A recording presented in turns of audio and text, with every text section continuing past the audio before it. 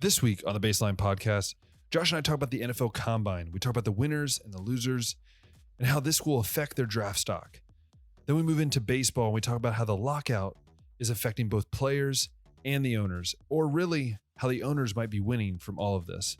Then we finish up by talking about college basketball, talk about the craziness of this past weekend and the craziness to come.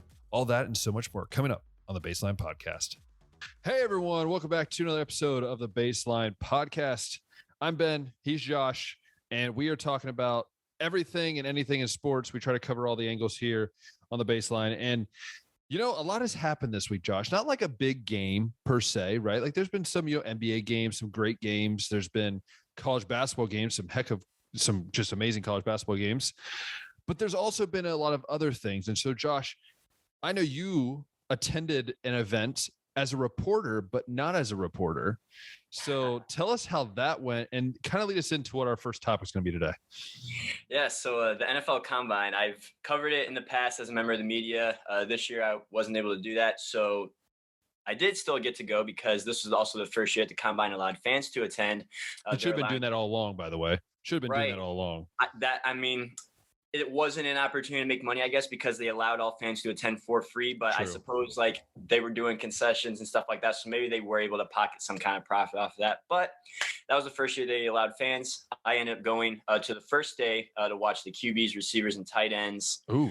Unfortunately, I had to leave before the group with Garrett Wilson, Chris Olave, and Malik Willis were in. So those were the guys that I really wanted to see. So I just had to resort to watching highlights on YouTube of them. But I did get to see some of the bigger names like David Bell, Jahan Dotson. I did get to see Sam Howell throw. So there was still some guys that I did hear of that I got to see run and like go through all their drills and stuff. So as an experience, I guess, as the fan, like that's also the first time that I've seen them do drills in person. When I've gone as media, it was just to sit in on the interviews and ask questions. So I guess it was kind of like watching it from a different angle, and it was fun. Like, you're a big fan of the draft and the combine stuff. It's just an event that I love. Yeah. What would you say, like, being there, watching these events? Like, obviously we see them in pads and, we see it in a different way, but is it kind of impressive to watch some of these guys, even like not the big name dudes, but is it impressive to see these athletes just look like they're like a floating butterfly, right? Like just doing what they do? It really is. And it's also kind of different. I've seen it happen in person than on TV because it looks way more, I guess, surreal. Like when you watch football in person as the TV, I guess it's like the same concept. But there were some guys there that I hadn't heard of that really stood out. And we're going to get to talking about those here with some of our combine winners and losers based on their measurables, how they did in some drills and position drills and like the 40-yard dash and stuff like that. So you want to dive into that right now, Ben? Yeah, let's do it. Let's go with this route of winners and losers. I feel like everything we do sports wise is winners and losers, right? I mean, there's no participation trophies. I mean, we could do that, but like you participated, but we don't. So we both kind of, I think, went in separate route. I mean, we sort of did the same thing, but I think in our way, or we viewed it, we went kind of in a separate way, I think, a little bit. But Josh, just tell us some of your winners. Maybe tell us like some of the ones that we've already known, like some of those guys that you expect to do well, but they really shined. And then maybe a couple of guys that you didn't really know about that's kind of caught your eye as a winner.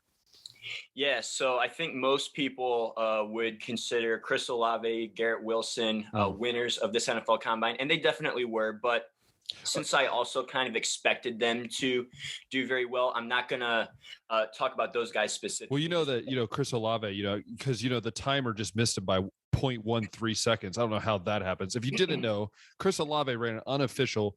So the way these work, they have an unofficial time and then they actually make sure what the actual official time is.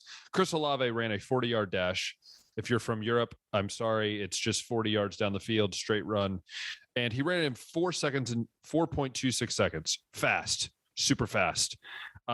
Somehow his official time was 4.39. I don't know what happened there. Like, was the guy asleep? I'm still trying to figure it out as I was watching it. I was like, how does this happen? But Josh, I mean, what do you think? Like, do you think the guy just was like asleep and it was like, oh, I forgot to start. Yeah, I don't know. There's also some theories that they kind of do stuff like that just to draw attention to the combine and get people talking about it, which people are going to, I think, watch and talk about it regardless. But when you see Olave run like a 4.26, it does create some buzz because I don't think people realized how fast he was. And I've heard you talk about Olave, and I think you've been a little bit higher on him in these receiver rankings and stuff like that. And I mean, he definitely solidified that. Well, I think with Chris Olave, I'll just mention this. I think he's always been an underdog, right? Like I don't know if you know the story of his being recruited. You know, he was a 3-star, I believe. He was a 3-star, but he was recruited when Ryan Day was visiting a quarterback at his high school when he was the offensive coordinator for Ohio State. And he's like, hey, who's that guy? And Chris Olave came up. And then obviously we know the Michigan game when he had one of the best games I have ever watched of a receiver in that game. And, you know, Chris Olave is one of those guys that I think a lot of teams will pass on. I'll be honest with you. There'll be a lot of teams that pass on him. They'll be like, he's too small. He's not super fast enough. Well, he's proven that already. You know, what about his hands? How are his hands? He's proven that already.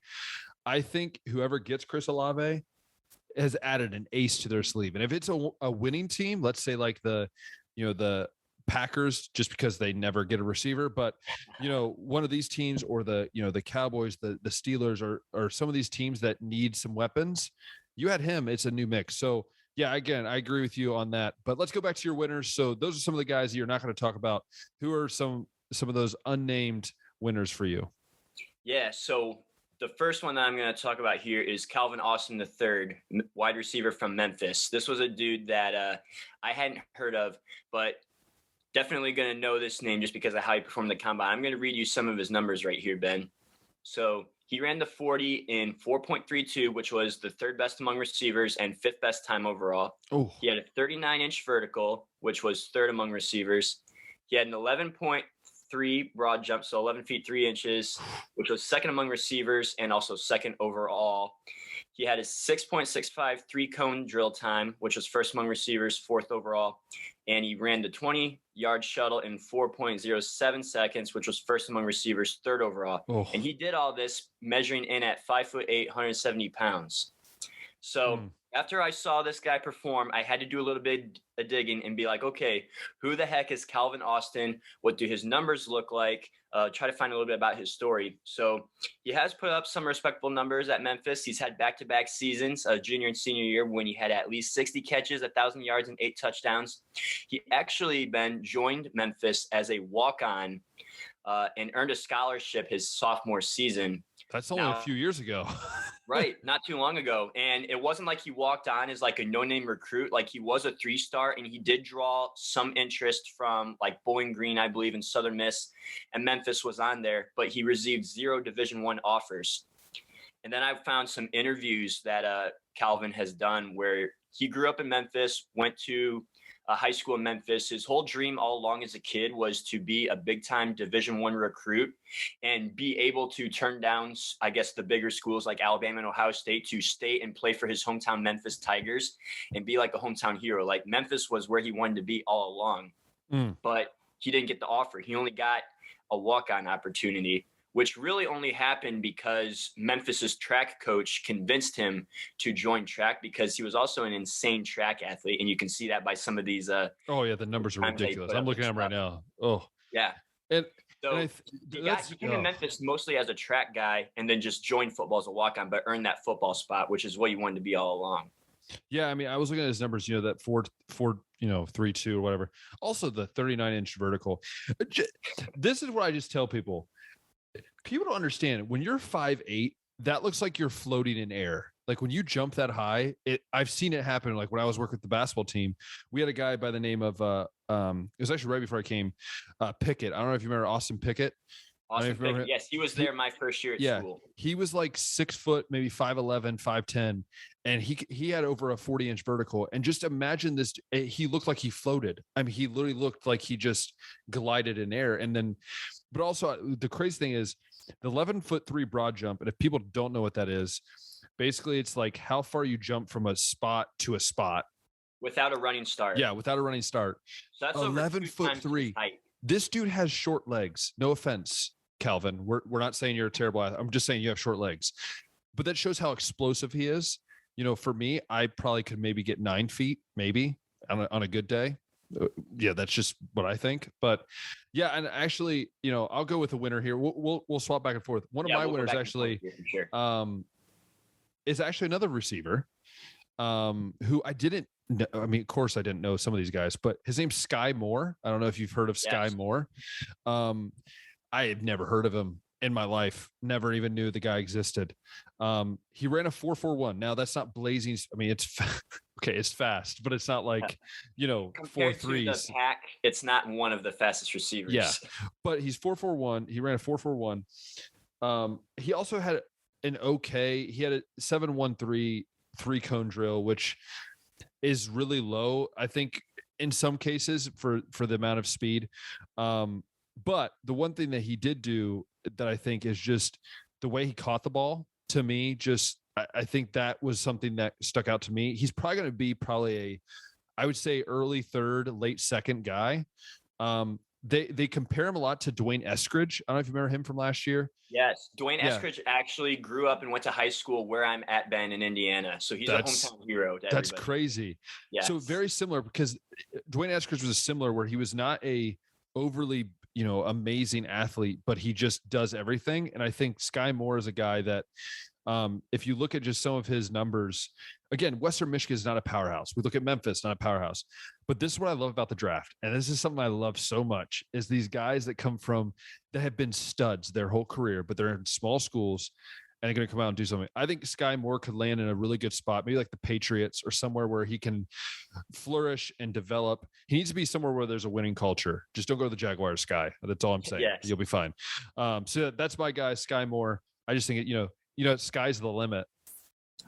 Get that? She get that right there? I got you. The other thing too, Ben, that I want to add about like these winners, because you kind of went this, at least with this first pick, a similar route that I did. I'm not saying that these guys are winners as in now they're first round. Yeah, of course. Yeah. Like, it's just that they went in maybe not being as well known, and now they put their name on the map.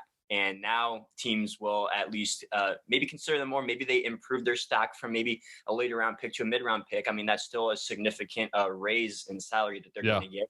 And in terms of the combine, like finishing high in all these metrics, like if we were to give a score out for combine performance, I mean, these guys won the combine. They performed better than maybe some of the better prospects.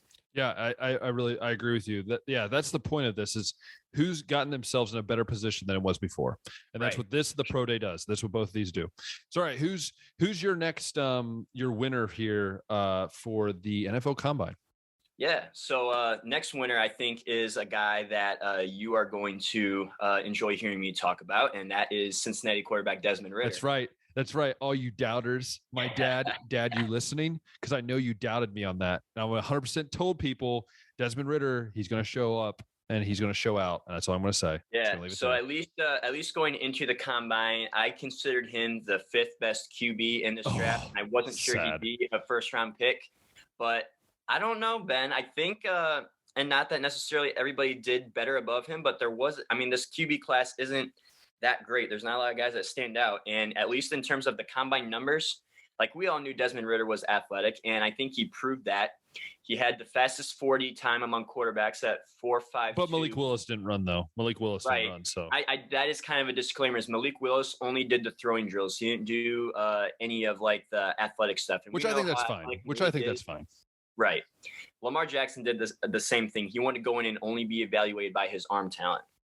But I think smart. A guy and when you are kind of going in as like QB1 of the draft, you don't really want to, I guess, put yourself in a position or focus on other drills that could take away from throwing. So he just wanted to show that he can throw, because we all know how athletic he is. But Desmond being like, at least in my mind, the 5th best QB, probably the same with like a lot of other NFL scouts and GMs, he needed to do something to try to separate himself from the pack or improve his stock. So as I said, fastest 40 among quarterbacks. He had the highest vertical at 36 inches, the longest broad jump at 10 feet, 7 inches, the 4th fastest 3-cone at 7.15. So, I mean, I think out of all the QBs that participated, we can definitely say he's the most athletic.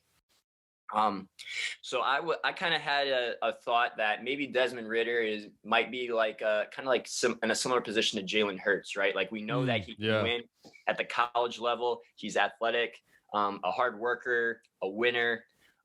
There's just some questions, I guess, maybe about that arm talent. And I mean, Desmond got a chance to show what he can do with throwing. I think he made some good throws. I think there were some that weren't so great, but at pro day, I think that's going to be his chance to finally, I guess, give the scouts one more shot to see maybe if his arm is something worth taking a shot on. Hey, you said everything that the Steelers need. That's all I'm going to say. By the way, that is speaking of draft, we will have our 2.0 draft out soon. So after we get all these workouts done and everything, we'll kind of reevaluate. I'm still having Desmond Ridder in the first round. I'm just saying, guys, he's going to go the first round. You definitely do anything. I don't think he did anything to knock himself like down I think the consistent precision could have, in some cases, like you said, could for some coaches could be like, I don't, we could work with it, but is it what we want now? If they want to win now, if they want to have a guy that does this now. So my guy, I'm not going to leave Desmond Ridder out of this because we all know how I feel about Desmond Ridder. We're just going to leave him out of this. One of my guys actually was a guy that also is kind of an interesting one.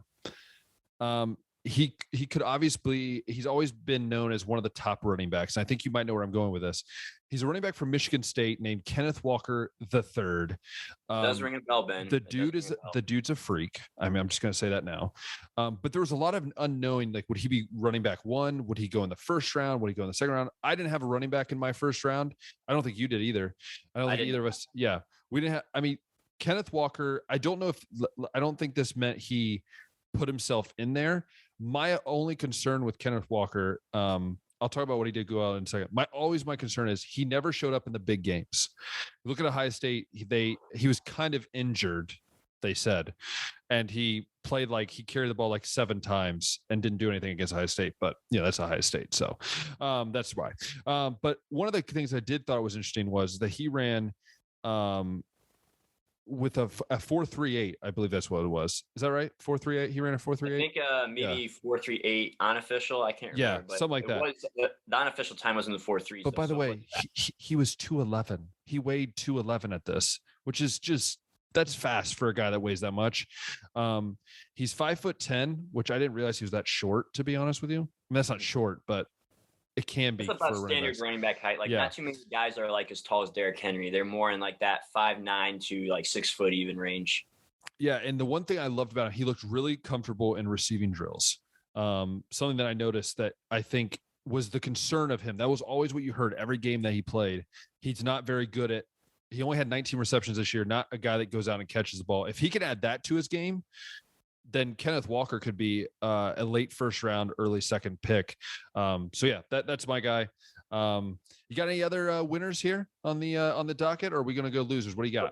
I got one more winner for you, Ben. But before I talk about him, I can't let you get away with talking about Kenneth Walker not showing up in big games because against Miami this year, he ran 162 yards. That is true. Against Michigan, he ran 197 yards and 5 touchdowns. The Ohio State game, he did have to leave with an injury. Purdue, he ran 136 yards and a touchdown. Penn State, 138 yards and a touchdown. All right, are we calling Penn State? Are we calling Penn State and Purdue elite games, Josh? Are we really calling? Go through the schedule, Ben. Michigan State only played 3 teams that were ranked at the time. They played them all year, so we have to go with like the better. I know. I'm giving you a hard time. Hey, I'm a Ohio State fan, all right? I'm biased, okay? It's the only game that matters is against us. I'm just kidding. So. Who's your last winner? Yes, one more winner that I would like to talk about, kind of like maybe an unknown, but to our Cincy football fan base, and maybe even you, Ben, since you're high on Desmond Ridder, I'm going to throw out Alec Pierce into this mix, who was one of Desmond Ridder's best targets in college. Now, he didn't exactly have the performance that Calvin Austin had, which, I mean, I just rattled off all Calvin's numbers. That's really hard to do. But Alec Pierce had himself a day, too, that I did not see coming. So he had a 40.5-inch vertical, which was first among receivers and tied for 4th overall. He had a 10-foot, 9-inch broad jump, which was 7th among receivers, a 7.133 cone drill, which was 6th among receivers, and a 4.28 20-yard shuffle, which was 4th among receivers. So again, it's kind of like another guy that won the combine and performed very well amongst his position. Yeah, I agree with you on that. I think also when you have a good quarterback, that helps a lot in college too. So I really like that. And actually, I'm going to go with my final winner. It's funny how we both chose final. We actually didn't tell each other how many we were going to pick, and we both picked 3. But I have an honorable mention before I go, and that's Jordan Davis. The only reason I'm saying this is because the man weighs 341 pounds. Okay, just think about that for a second, people. The man weighs 341 pounds. That is ginormous. And he ran, I am not kidding you when I say this. I have to believe it myself. A 4.78 40-yard dash, 4 seconds, under 5 seconds. This man ran a 40-yard dash. When you watch the view from you facing him running at you, it is terrifying. It is legit Absolutely huge man. Terrifying. Terrifying. That is a monster truck coming. It is. But that is not my last winner. My last winner is a guy by the name of Tyreek Woolen. I didn't know who he was. He played for University of Texas San Antonio, so UTSA. He's a 6'4", 205-pound cornerback. Yes, not quarterback. 6'4" in the corner. Cornerback. He's 6'4", 205. Okay. They usually put you at safety when you're that tall. Exactly. He ran during Senior Bowl practices he had one of the highest on-field speeds at 22 miles per hour. And gets better than this. He ran a 4.26 40. A 4.26 40 at 6'4", 205 pounds. Usually when you're that big, they usually are looking for like a 4.5 to be an elite time for that kind of a body. And the crazy thing is that he's actually still green. So this is why I'm saying this guy will probably be like a 4th to 5th round pick, because he just flipped from receiver to corner 2 years ago. This man has got great hands. Obviously, I mean, he was a receiver. They said that this guy, his ceiling is very high, and also he can jump. He had a 42-inch vertical. Just imagine trying to throw the ball over that man one-on-one. Let's say even he's already 6'4", so that means his reach is going to be very high. He has, they said, and I don't have it here, they said he has defensive lineman arm length. So just imagine this dude going one-on-one with, let's say, Odell, and Odell's trying to poster him. He's like, yeah, nah, I got this. So that's a little crazy. But yeah, that's probably like my biggest winner is Tyreek Woolen. So who's our losers? Who are the guys that we say, dang, you should have showed up? We told you should have showed up. Who do you got? Yeah. So my first loser here, and this was a surprise when I went and watched Ben. I watched him run and go through the drills, and that's David Bell, wide receiver from Purdue. I had him going round 1 in our first mock draft. I think we both did. I think I did too. Still might be the case for me. Once I rewrite everything, because I like his film and the way that he plays football. But in terms of the combine, his numbers did not go where I thought they would. Like his 40-yard dash was 4.65, which was the 4th slowest time among receivers. His vertical was only 33, which is tied for the 7th lowest among his position. His broad jump was only 9 feet 10 inches, 6th smallest among the receivers. His 20-yard shuttle was 4.57 seconds, which was the slowest among receivers. So I kind of thought that David Bell, at least when I watch him play football and his ability to like get yards after the catch and stuff, I figured that this man must have some speed to him. When just I didn't show up at the combine though, at least. You know who he reminds me of? Jarvis Landry. I mean, he literally does. If you watch him, Jarvis Landry, his 40 time was like almost a 4.6. Jarvis Landry was not fast. He's still not fast, but Jarvis Landry and David Bell are very similar, I think, in the sense that they just find way. I mean, I think David Bell's a lot bigger, but they still are very similar in this. I don't know how big. I think Jarvis Landry, he's only like 5'11", I think, 6 foot maybe. I don't think Jarvis is 6 feet exactly, and if he is, that's like as tall as he is. But Bell, I don't think is 6 feet. I think he's sub 6 feet. Yeah, so they're both not the biggest dudes in the world. But yeah, I would agree with you. That was disappointing. But I'm actually going to go wide receiver too, Josh. I'm going to go wide receiver. And it's a guy that I'm very high on. And this hurts. I know who this is going to be. This hurts me so much because I'm so high on him. And like, obviously my mock draft didn't show up, but I am very high on him. Treylon Burks, he hurt me, man. Like the man had a 4.55 40-yard dash, which is not bad. It's not terrible. It's about what you would expect, I guess, from a guy who's 6'2", 225. Yes. But the thing that hurt me the most was he had a 33-inch vertical, which is really bad. It's actually the same as David Bell's. Yeah, but for a guy that big and the biggest arms, you'd like to be able to see him get a little bit higher. Yeah. He had a 122-inch broad jump, not good. 7.283 second three cone drill time, which is also disappointing. I think the issue is that that's going to hurt his stock a little bit because teams want a guy that's that big that can break away. And well, I think when you watch Treylon play too, like I haven't seen much of his film. I just saw some highlights that they were playing at the combine. He always seemed to be able to create separation and accelerate away from people that are trying to tackle him. So, and I think this might be the case with David Bell too. We'll have to look at how they play football more, but the way that they play might be faster than maybe some of these guys that run 4.3 40s. Yeah. Like, and I think the gauntlet drill that they do for the receivers kind of shows you like how confident they are in playing fast. Yeah. Because those guys that might be a little bit timid of maybe overrunning a ball or dropping a ball while running at full speed will take it a little bit slower through that drill. But the guys that play fast and know that they're that dude will go through that gauntlet running their 4.5 40 speed. And I mean, yeah, some guys play fast. I think Burks could be a guy that plays fast, and maybe he plays to his full speed. So a guy that runs 4.55 and plays full speed might be a little bit, I guess, better of an option than maybe a guy that runs 4.3 but plays at 4.7. So these are things that would appear on film. I'm not saying that this is the case for both Burks and Bell, but I think those are things that you got to consider. But when agree with you. When you do see these guys perform, like you had Burks as a second receiver, I think going off, and this definitely doesn't help his case. No, I will be honest. That will be changing probably soon. I don't know. We'll see. So yeah, that's my one.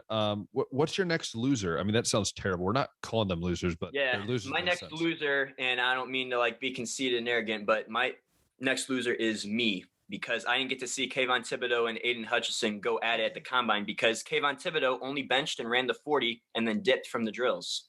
What a jerk. Now, let me tell you, Ben, what his reason was, because this is kind of odd. He was quoted as saying that the day was just too long and he didn't want to do everything, even though everybody else is going through the same long day for all of time in combine history. How is he going to make it in the NFL? If he can't handle one day at combine drills, it's kind of interesting. An interesting point there. Or is this him pulling a card and trying to set up a better pick spot? That could also be. It could be. But to Kayvon Thibodeau's credit, the drills he did do, which was one, the bench press, put up 27 reps, which was more than any other defensive end. And then he ran a 4.58 40, which was seventh among his position, measuring in at 6'4", 258. So, I mean, those numbers show me that he's a freak enough. But let me tell you something, Ben. Even though I didn't get to see KT and Hutch go at it and KT solidify himself as the best defensive end, Hutchinson actually was a little bit more athletic than I expected him to be. He did look more athletic. I will agree with you that. He did. Let me tell you some of the stuff that he did. So his 20-yard shuttle time was the fastest among his position group and tied fourth overall. His three-cone was the sixth fastest time overall. His broad jump, I'll have to check that out because I only have that his broad jump and vertical were better than KT because Kayvon didn't do them. And then Hutch didn't do the bench press, so we don't really know how strong he is. But I could say me as well for a loser. I'm actually going to go with the defensive end, actually. And that's a guy that I didn't have in my top 32 picks. Actually, he's a guy that I thought of at the end of first round. His name's Kingsley. I hope I can say his name right. Enagabari. I don't know if that's right. I don't know how to say it either. He's an edge from South Carolina. The thing that scared me the most, and I know 40-yard dashes aren't like the go-to for defensive ends, but he had a worse one than Jordan Davis.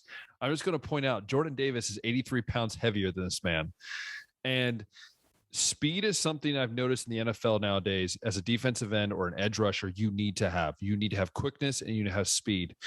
And he's a guy that had very good vertical jump. He had a very good, different little things. But the thing is, like, as many analysts said, he just did not have that oomph power, that kind of that guy that everyone looks at. They were even saying like some of the Minnesota defensive ends looked better than him, and they weren't even the top, 20 picks or whatever.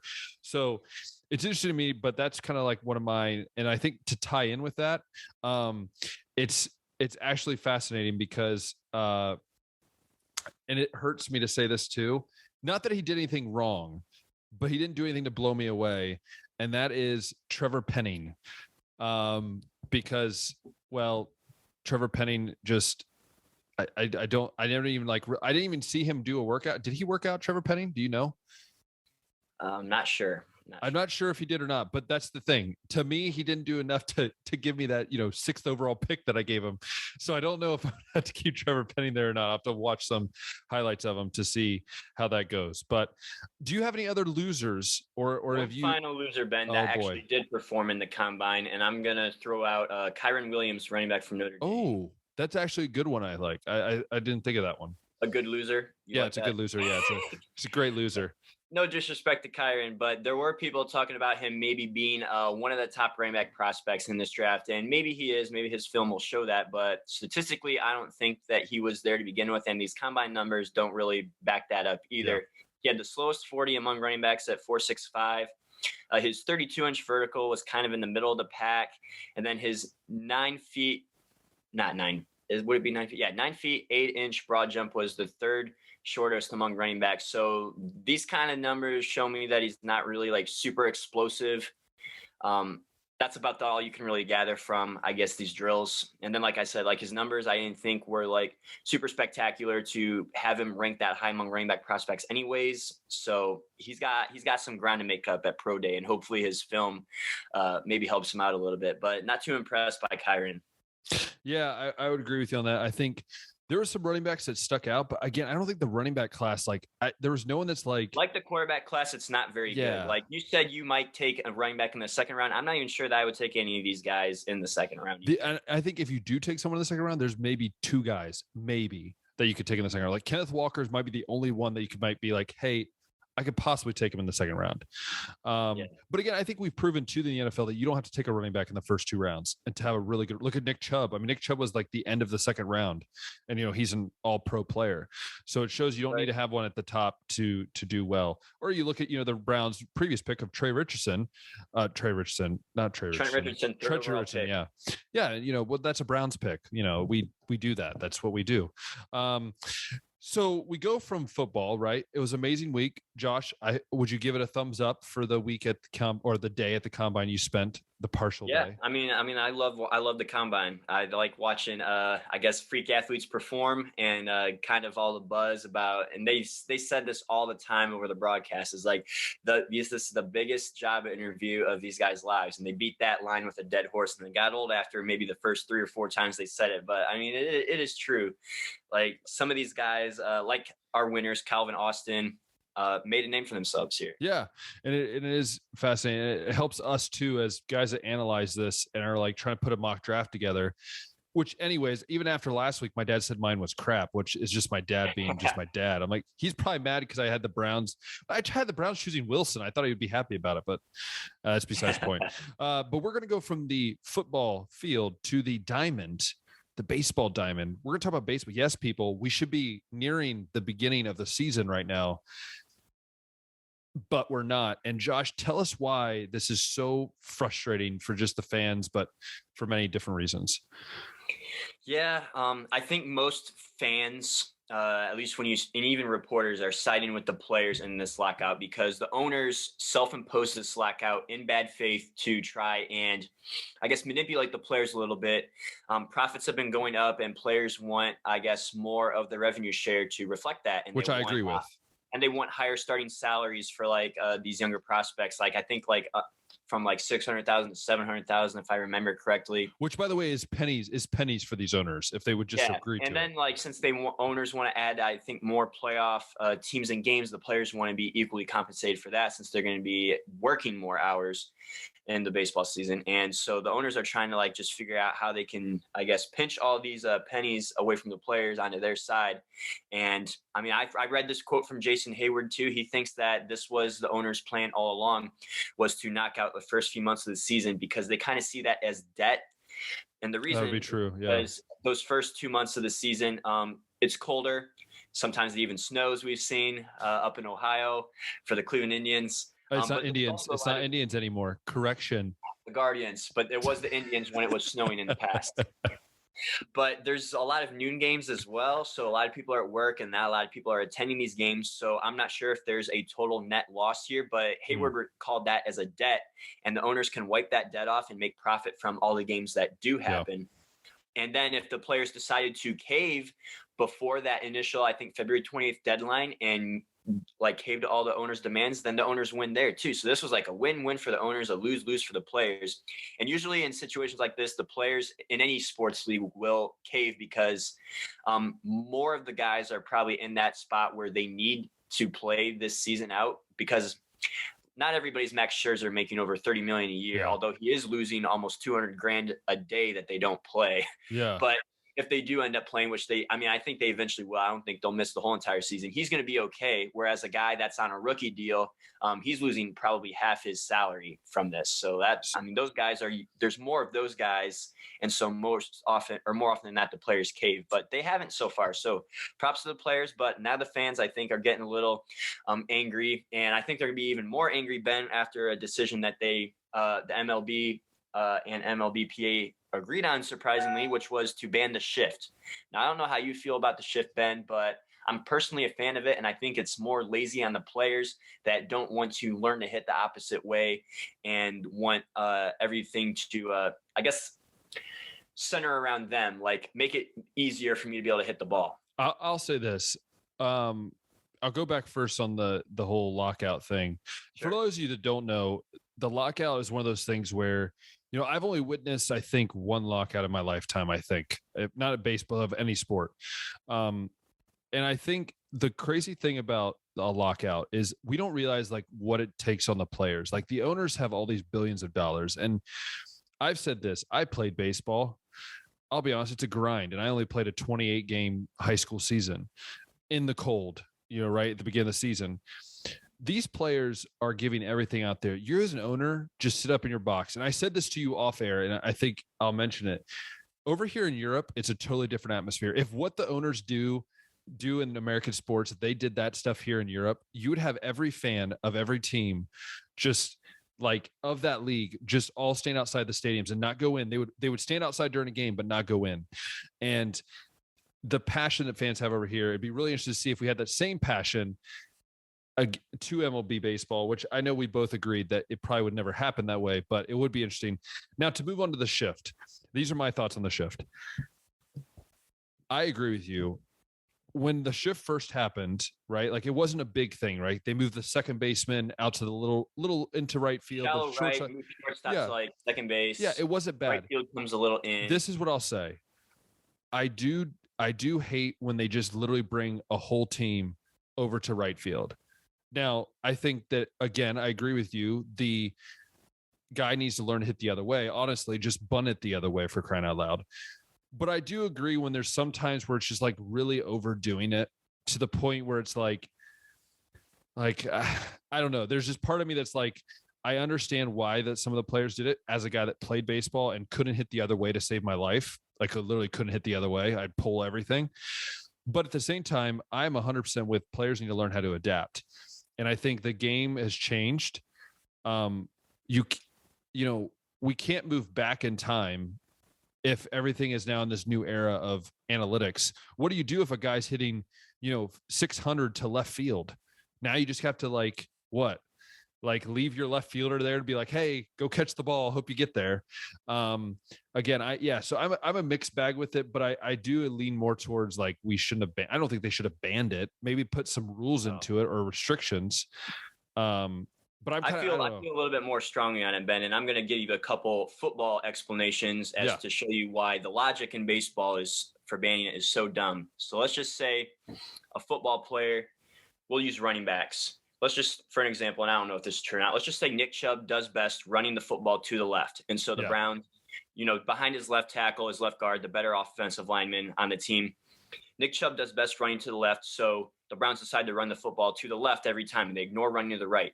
So to compensate, the defense moves all of its players to that left side because they know that Chubb is going to run to the left, and they were trying to stop him and, compensate for that. Now, Nick Chubb and the Browns continue to run to the left. They get blasted because obviously the defense is all there waiting for them. And the Browns complain and say the defense shouldn't be allowed to do that. So Yeah. But then my response would be, Nick Chubb, why don't you just run to the right because it's wide open over there? Nobody's even guarding you. Plus, you still have your wide receiver and tight end blocking for you on that side, your right tackle and right guard. If anything, like maybe one of those guys from the left side can run fast enough to get you, but you got 4 blockers in front of you. You're going to be okay. Why don't you adjust?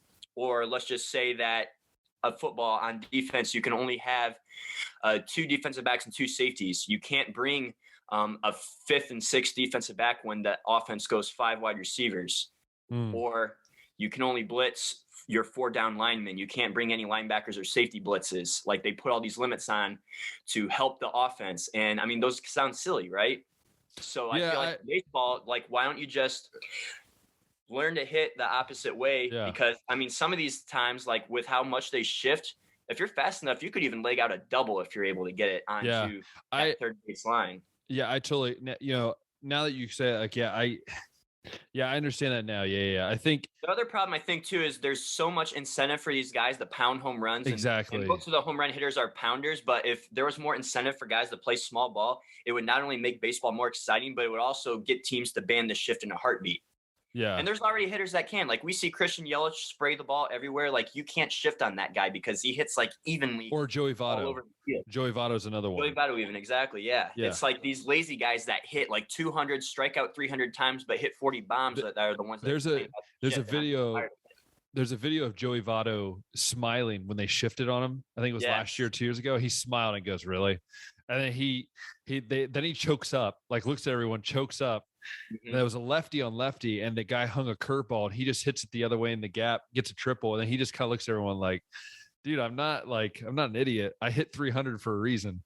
I know how to do this." And so most of those guys that hit over 300 hit 300 because they can hit it where the opposing team is not. Yeah, sure. So I agree with you. That's kind of how I feel about it. I feel really strongly that they shouldn't because they're making it harder to play defense in the NFL, and they're making it harder to play defense in baseball by doing this. Yeah, I totally see it, and I probably would agree with you even more now. Like just even hearing that analogy of Nick Chubb, like that makes sense. So I mean, baseball.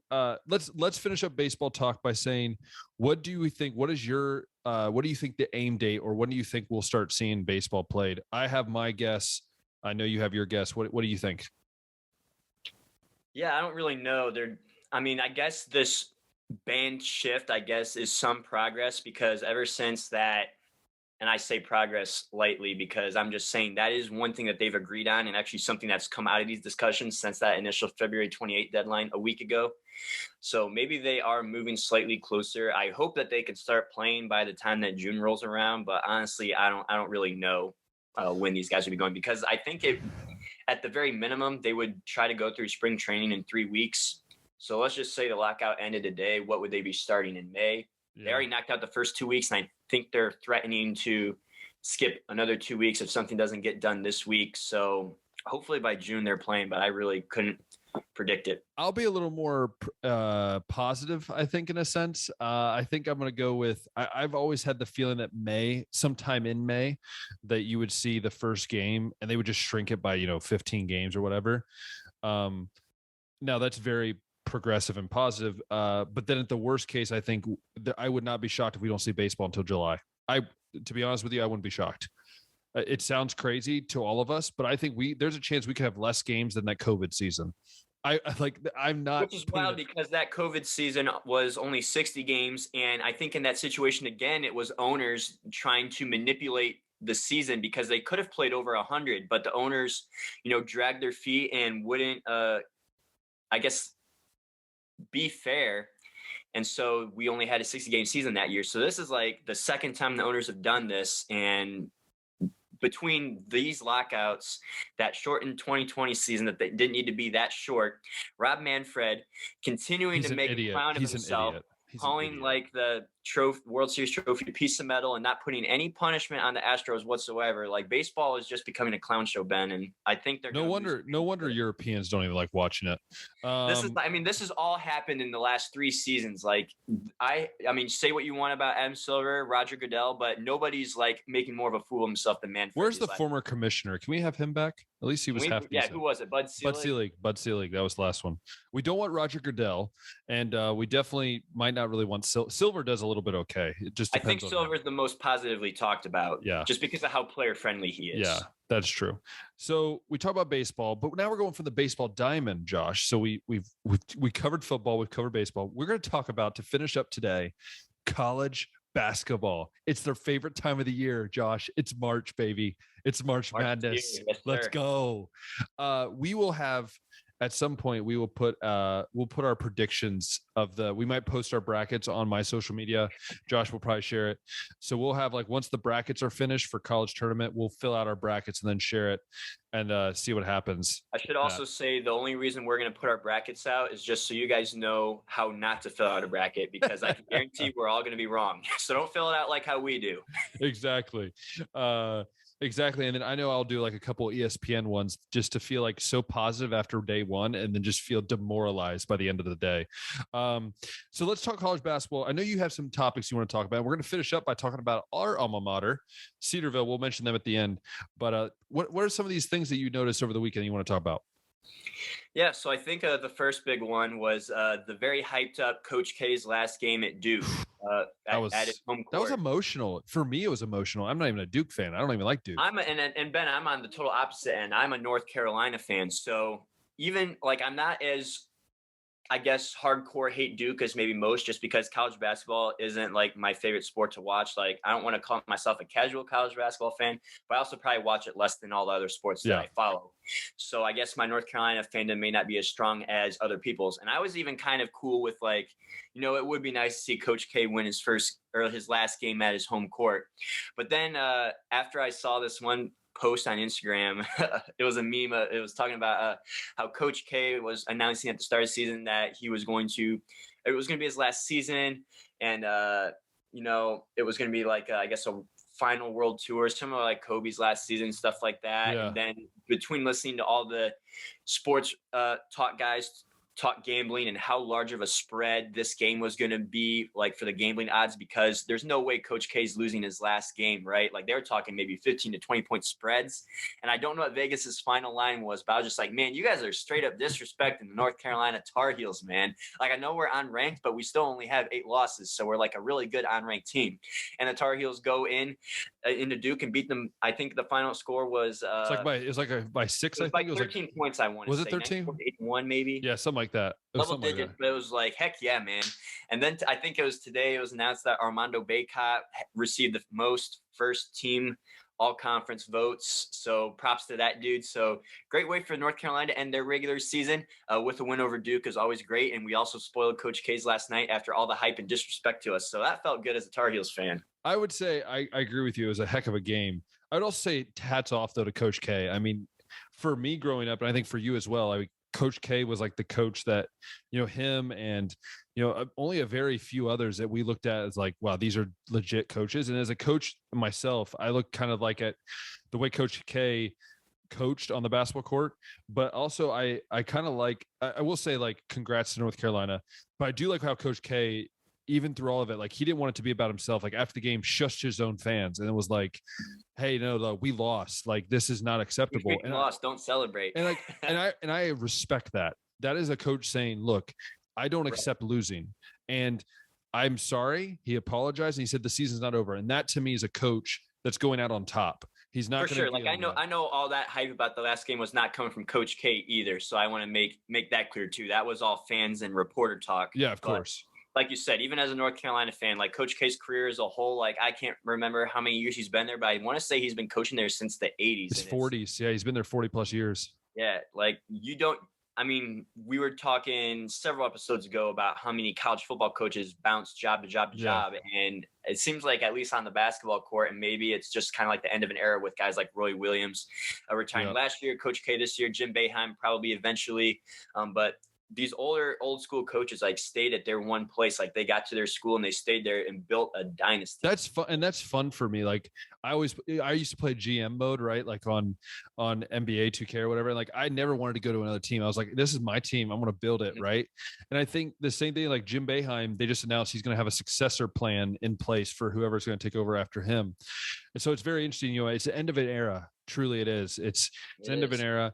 It's very interesting. And I know you're going to bring up, so I decided I'll just bring it up anyways. I enjoyed my weekend of college basketball as a Targets fan, but I don't think the Buckeyes enjoyed their final weekend of the regular season. I'm just going to say this. The last 4 games for Ohio State, they've lost 3 out of the last 4. This team beat Duke, by the way, and beat them like not well. I mean, they beat them pretty well. I mean, they beat them when Duke was ranked number 1. And they played really well throughout the season. You know, we're a top 15 team. And then since the middle of February, it's like this team has disappeared. Now, I will say we haven't had Justice Suing all year. He's been injured. He's played 2 games. We haven't had Seth Towns all year. Young has been hurt. He's got a concussion. He's been out for the last 2 games. Branham's been banged up. Liddell's the only one, like, you can't win a game with one person. And so I will say that there is no place on this earth, 1, to lose on senior day, 2nd, to lose to Michigan at home, and 3rd, to be up 7 points and then get outscored by a lot in the second half. It's just, it's sad because this basketball team is talented, but I've said this for years and I will keep saying it. The Ohio State Buckeyes need to recruit big men. I'm sorry. You can't rely on a Joey Brunk who's 6'11", can barely move, to be your inside post guy. Zed Key, he's been out. He's been out for like the last 3 games with an ankle injury. We've literally were down to like 7, 8 players. Kyle Young is 6'8". They need to go out and get a guy that's 7 foot tall. Get the guy that's like from Kentucky, down there in Western Kentucky, that's 7'7". I don't care. Get us somebody that could just stand underneath the basket. Taco Fall. I don't care. Get me somebody. Now, what do I, people ask me, Ohio State's now unranked as of today. People ask me, what do you think about them? I said, I think they'll still be a top 6 seed in the NCAA tournament. It depends on how their run here in the Big Ten tournament goes. But again, it's frustrating because you could have a 2-round bye if you win. Now you have a 1-round bye and you're going to be still beat up. And so it's interesting to see. I'm interested to see how this whole thing goes and runs. Again, it's just so frustrating, man. Like I can't tell you enough how this, every year since Thad Matta has left, it feels like Ohio State is like there at points and they just blow games. They lose games in the NCAA tournament. And again, Ohio State's never been known for basketball, but when Thad Matta was there, it was about winning culture and defense. And that's what it was about. And it's like, it's gone. I'm sure you remember in those Thad Matta days when Ohio State was at the top of the college basketball scene with Greg Oden, Mike Conley, Ron Lewis, David Lighty. Oh, I still remember the shot against Michigan by Evan Turner. Yeah, when he hit that shot that live as a kid too. And I remember it was against Michigan, was it not? Yes. And I remember the Ron Lewis shot in the NCAA tournament against Xavier. He hit that shot that he came across the lane, hit that one jumper.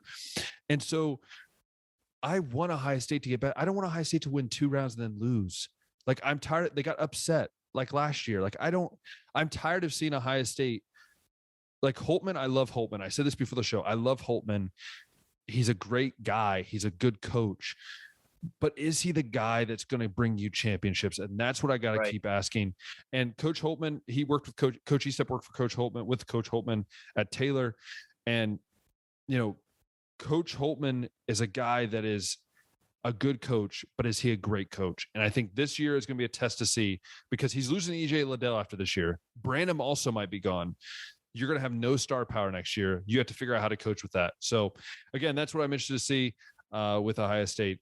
Now, one other thing on Ohio State is the Ohio State-Michigan rivalry in basketball kind of like still that big of a deal? Like, I know we hype it up on the football field. Yeah. I know that on the basketball court, though, sometimes Michigan will be a good team and Ohio State will be the bad one. Sometimes Ohio State will be the good one, Michigan will be the bad one. So it's not as, like, I guess, as competitive as on the football field, with sometimes both teams having the Big Ten on the line. So how big is the rivalry? Like, is the hatred for Michigan still there to the same degree on the basketball court? Oh, yeah. I mean, it's there, but it's not.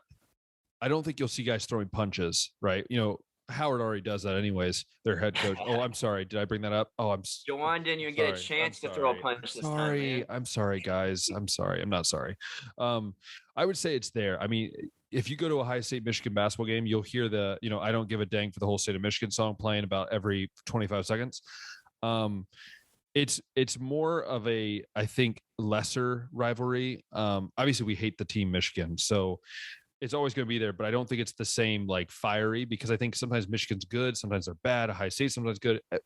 In the football, it's always either they're really good or they're both really bad, or it's just Michigan and they're bad. So that's what I would say is the combination there. I gotcha. So it's a little interesting, but Josh, we have conference tourneys. Some have already happened, so there's some people that have punched their tickets. Murray State. Yes, so we have a few coming up here this week. What are your thoughts on conference tourneys? Give us some of the things you're thinking about as we go into Selection Sunday a week from yesterday. Yeah, I think the biggest conference tournament to keep an eye on in terms of like most entertainment and who the heck is going to win it is the SECs. Oh, that's true. Because going through the top 25 poll, you have Auburn at number 4, Kentucky at number 5, you have Tennessee at 9, you have Arkansas at 15. So, I mean, honestly, I could see all of those teams bring an SEC championship home. But I would say the other questions here, I mean, I think we all know that Gonzaga is going to win their conference tournament, whatever the heck conference they play in. But the WAC, it's the WAC. The Pac-12 might be an interesting one, too, with Arizona being a number 2 seed. UCLA, I think they're a little bit better than what their record shows. They just kind of had like a really tough week during the middle of the season, I want to say, but they're 13. Is there any conference tournament? And then USC is also ranked top 25. But is there any conference tournament you are looking forward to the most? I would say, the Big Ten, obviously, because I think the Big Ten this year is so interesting because there's no team that's like running away with it. The Wisconsin might have lost their best player, if not the best player in the Big Ten, Davis. He got hit in the face, or he took a really ugly foul that was a flagrant foul. I would say the Big Ten, because I think anywhere from seed 7 to seed 1 could win the tournament. I honestly believe that. Like Ohio State last year ran all the way pretty close to the end, and they were like the 6th seed or 5th seed or something like that. And I think the Big Ten is one of those. I think also, I will say I miss the old Big East. That was the tournament I loved watching. That was a fun one, yes. I remember the Kemba Walker game when they did 7 overtime game. That was nuts. I'll be honest with you, Josh. I love conference tournaments. It's sometimes more than the NCAA tournament. And I think it's because you invest so much in your team and in that conference that you want to see your team win it. And I think that's why I think it brings some cool things, because, you don't get to see a 2-25 team play in the NCAA tournament, but you might see them upset, the number 10 seed in the conference tournament. So, I don't know. What are your thoughts on conference tournaments? Do you think that's like, is it up there with the NCAA tournament in some cases, or do you still feel like, you'd rather watch the NCAA tournament? I think I'd rather watch the NCAA tournament, but I mean, the cool thing about the conference tournament, I guess, is it does open up maybe, I guess, because you play everyone the regular season in your conference twice, right? So this is like the third matchups that you're going to face these teams, and maybe even get some more rivalry matchups. Like maybe there's a chance that we see round 3 of Ohio State, Michigan, or sometimes you even see like the no-name team in the conference wins the conference tournament, makes the NCAA tournament at 15-15, right? We've seen that before. Or Liberty this year was going to go for a 4-peat. They're going to make the NCAA tournament for a 4th straight time. They lost yesterday, so you see some of these teams that like, oh, they were supposed to be like the team to make in their tournament, and now they don't. And so that's what I love about conference tournaments. But again, I think the NCAA tournament is obviously the granddaddy of college basketball. It's everyone wants to see, one of my favorite things about the NCAA tournament, I'll just say, is like, when a lower seed obviously wins. I still remember the 16 beating a 1 for the first time, or, I remember Ohio State's lovely run to the Final Four and then them losing to Florida the same year they lost to Florida in the national title game. Don't even get me started that year. That was a depressing year. Depressing. But that was also when Greg Oden got hurt, like he always did. So that's besides the point. With college basketball, Josh, would you say that, do you think that, is it something that is almost more fun to watch than college bowl games and college football playoff? Do you think that college football playoff and bowl games don't have the same allure that a college basketball, like March Madness does? That's a tough one, because I like watching college football more. Yeah. And I'm going to speak college football playoff era, like watching all the bowl games was a blast. Yeah. Teams actually cared The about Potato them. Bowl. Teams actually cared about them. You didn't see players skipping them, and you were getting the best of your best because that was everybody's like championship game, even if it wasn't the national championship. And I mean, college basketball, I mean, they have more teams. So, you know, win or go home. You got to play. I can't remember how many games you got to win to get there to the championship, but we also see the Cinderellas. I think at least on if the college football did the same thing with the 64 playoff team, plate that it wouldn't be as exciting. There wouldn't be really as many upsets just because I think the spread between that 1 seed and 64 is just like, even between 1 and 10, like it's just a whole other level in my opinion. So it's tough to say, Ben. The playoff era of college football has made the bowl season not as exciting as in the past, but the basketball tournament, I mean, has always been fun. So what do you think if you had to pick right now for the college football national champion, who would it be for you?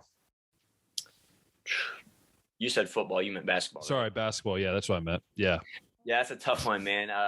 I like I'd want to say Arizona, but I still haven't seen Arizona really perform well in a tournament in my lifetime. Yeah. So that is 100% true. That's 100% true. Gonzaga, I know that they're good, like, even though they play in that bad conference with like hardly any competition, and they do beat the Power 5 teams that they do face. They just seem a little bit more beatable this year than last year. I mean, they lost to St. Mary's at home, I think. Yeah, I want to even throw out Purdue, like being like in Indiana right now, but because I love watching Jaden Ivey. But Purdue seems to be like one of those teams that can beat anybody, but also lose to anybody, which I also don't really like to pick. For a basketball tournament, Ben. It's tough to say, like. I'd have to look more into this stuff, but I think Baylor win it all last year? Yeah, they did. Yeah.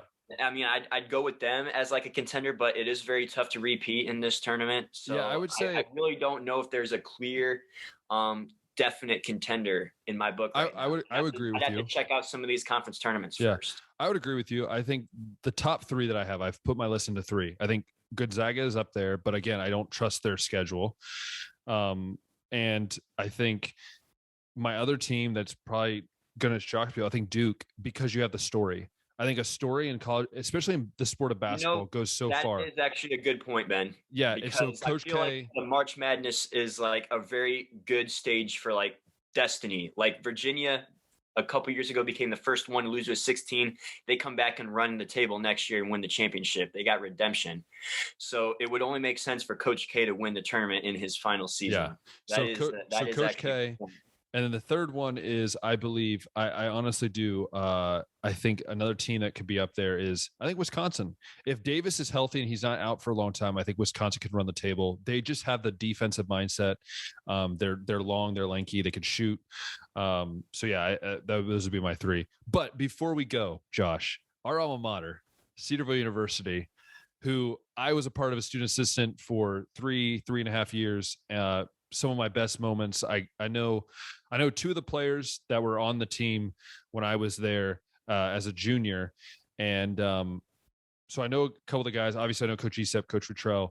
But the Cedarville men's basketball team, for the first time ever, made the NCAA Division II national tournament, which is props to them. Congratulations. That means that, I mean, that is a big deal. The men's team has come a long way. We've seen a lot of good Cedarville women's teams. We've even seen them participate in the tournament for the women's Division II, but the men, I mean, this is a huge accomplishment. It is. And they went from being a 10, so the top 8, so the way it works in NCAA D2, it's a little different. There's like 16 how many regions there are. I don't know how many regions there are. I think you told me there's 8 regions with 8 teams. I think something like that. It's something like that. I can't remember exactly, but I know there's a lot of regions, and then there's 8 teams in each region. That's basically how it works. And they were at 10 before the conference tournament, and then they went ahead and beat Hillsdale, which, by the way, never beat Hillsdale before that.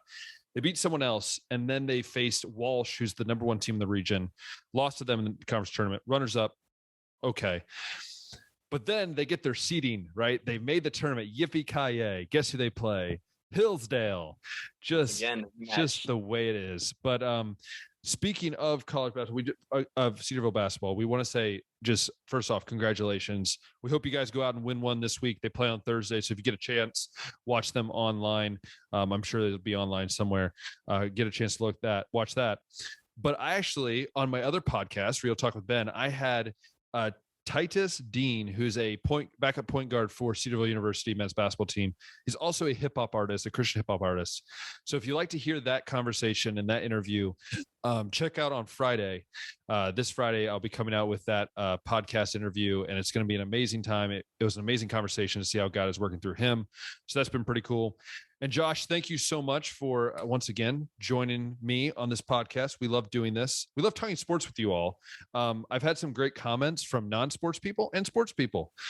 Feel free to say whatever you want. If you think Josh's hair looks bad one day, say it.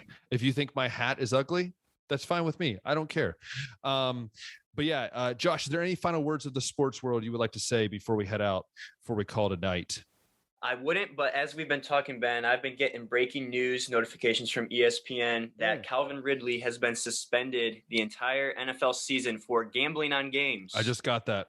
This is obviously going to come out a day later, so you guys already know about this. But I mean, what the heck? That is crazy. Wow, that's a topic. That's a topic that's going to be coming out on the Baseline podcast. I guess that's what we're going to talk about next week once we get more info out. Like, was he betting on his own team's games, or was he perhaps using some insider knowledge that others didn't to further benefit his finances? Well, so much for him. So much for him going to the Browns. Actually, the Browns would make that move still because that'd be the Browns. But anyways, Josh, it's been a great one. We hope you have enjoyed. If you like this podcast episode on Spotify or Apple Podcasts, wherever you watch or listen to your podcasts, make sure you favorite it, keep it on there on your front page. And then if you're loving watching us, seeing our beautiful faces, because we have the face for radio. That's just a joke that you don't get. Then hit that like button, hit that subscribe button, hit that notification bell. I'll let you see all the new podcast episodes that come out, all the old ones. You might get to see our mock draft 1.0 that's completely shattered right now. So I recommend if you want to watch it, you can. But most of all, we hope you guys have a great rest of your week. Stay safe. Ukraine, we're praying for you. And hope you guys have a great rest of your day. Until next time, we'll see ya.